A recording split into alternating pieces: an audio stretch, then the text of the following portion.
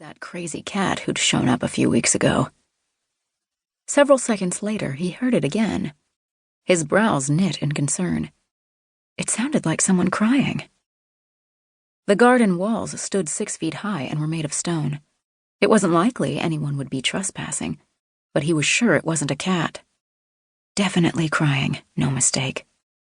His chair scraped the tile floor in his haste to move to the window. What he saw caused him to jerk back. Dear Lord. A young woman sat on the bench in the center of the garden, her head bowed, her shoulders racked with emotion. Only a thin gown provided protection from the harsh cold. What on earth?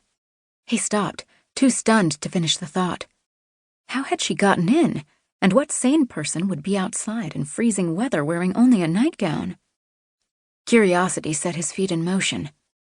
Jack left the window and opened the door leading into the garden. Bitter air blew through his thin t-shirt. Ma'am? His voice sounded harsh in the early morning. She scrambled to her feet. Her hair tumbled around her shoulders and clung to her tear-streaked cheeks. Wide eyes darted between him and the kitchen door. Even her disheveled state did not detract from her beauty. He noted the modest way she clutched her gown. He felt surprised and ashamed for startling her. Stay away from me! She took several steps backward. Culpepper?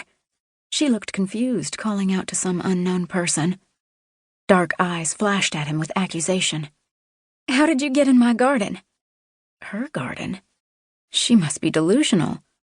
Taking note of her bare feet and white gown, he thought of the hospital a few miles down the road. Could she have escaped from the mental ward? He dismissed the idea.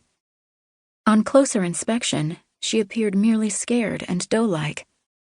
He spoke, this time in a soothing tone to calm her. Ma'am, this is my garden.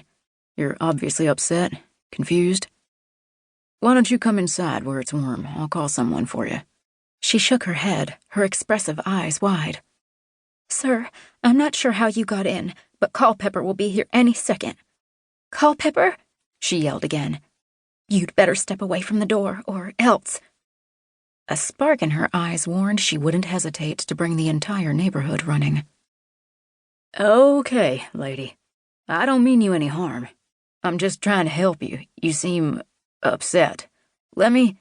I said get away from the door. Sure. He took a few cautious steps back to placate her, watching her luminous eyes waver between him and the kitchen's entrance. Every muscle looked poised for flight. She was a tiny thing, not much bigger than a child, with thick hair that tumbled past her waist.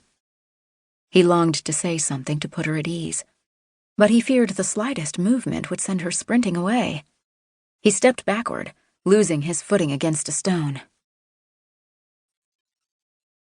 Jewel Wiltshire studied the medium-built man. Taking in his wild chestnut hair, unshaven face, and powerful brown eyes. He wore the most outlandish outfit, pants covered with yellow smiling faces.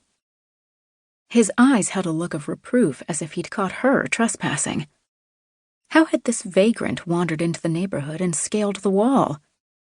He appeared harmless enough, but you could never be too sure. Besides, in her present state of dress, it was quite embarrassing and highly improper. What if Hunston should... No, the thought was too frightening. She observed him closely, so that when he stumbled and lost his footing, she took the opportunity. Making a mad dash for the house, she sailed past him and through the door, slamming it behind her. Inside, Jewel spotted Addie as she retrieved a hot pan from the oven. Light flooded the kitchen along with the warm, heady scent of freshly baked bread. Steam rose from several pots on the stove. Her stomach grumbled at the aroma of bacon and fresh ground coffee. Land's sake, miss! Addie spun in fright, clapping a hand to her breast. You give a body a scare. I just about dropped my pan. The housekeeper's sharp blue eyes swept her tousled appearance, but Jewel cut her off before she could voice her disapproval. Have you seen Culpepper? There's a strange man outside. She hurried on, anticipating Addie's next question. I don't know how he got in the garden. He must be a drifter. A man, you say? Addie looked alarmed, wiping